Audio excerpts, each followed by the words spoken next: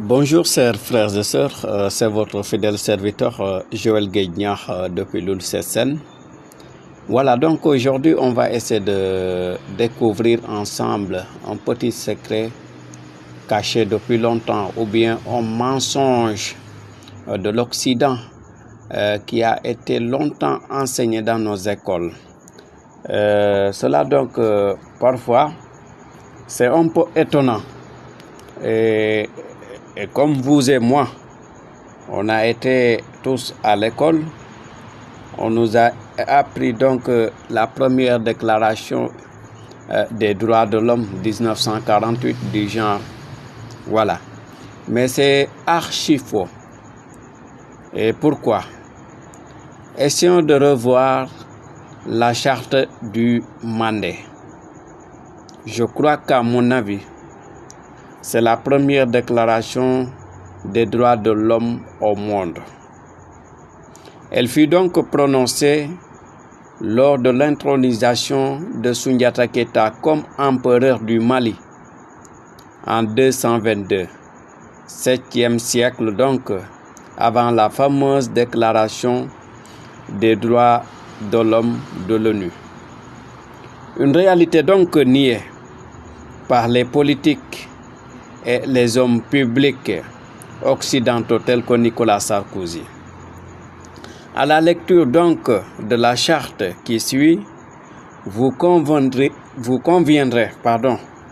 avec nous qu'au Mali, du temps de l'empereur Soundiata Keita, il y avait le concept du droit de l'homme et l'amour de l'être humain. La charte du Mandé.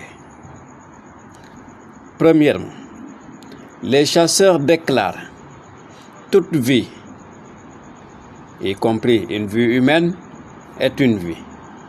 Il est vrai qu'une vie apparaît à l'existence avant une autre, mais une vie n'est pas plus ancienne, plus respectable qu'une autre vie. De même qu'une vie n'est pas supérieure à une autre. Deuxième point, les chasseurs déclarent toute vie étant une vie, tout sort causé à une vie exige réparation. Par conséquent, que nul ne s'en prenne gratuitement à son voisin, que nul ne cause du tort à son prochain, que nul ne martyrise son semblable. Troisième point, les chasseurs toujours déclarent que chacun veille sur son prochain, que chacun vénère ses géniteurs, que chacun éduque comme il se doit ses enfants, que chacun entretienne, pourvoie aux besoins des membres de sa famille. Quatrième point, les chasseurs déclarent que chacun veille sur le pays de ses pères. Ça, c'est l'amour de la patrie. Par pays ou patrie, faso, il faut entendre aussi et surtout les hommes, car tout pays, toute terre qui verrait les hommes disparaître de sa surface deviendrait aussitôt nostalgique. Cinquième point, les chasseurs déclarent: la faim n'est pas une bonne chose. L'esclavage n'est pas non plus une bonne chose. Il n'y a pas pire calamité que ces choses-là. Dans ce bas monde, tant que nous détendrions le carquois et l'arc, la faim ne tuera personne au Mandé. Si d'aventure la famine venait à servir, la guerre ne détruira plus jamais de village. Pour y prélever des esclaves, c'est dire que nul ne placera désormais le mort dans la bouche de son semblable pour aller le vendre. Personne ne sera non plus battu, a fortiori mis à mort parce qu'il est fils d'esclave. 6e point. Les chasseurs déclarent: l'essence de l'esclavage est éteinte ce jour. D'un mur à l'autre, d'une frontière à l'autre du Mandé, la razzia est bannie à compter de ce jour au Mandé. Les tourments nés de ces horreurs sont finis à partir de ce jour au Mandé.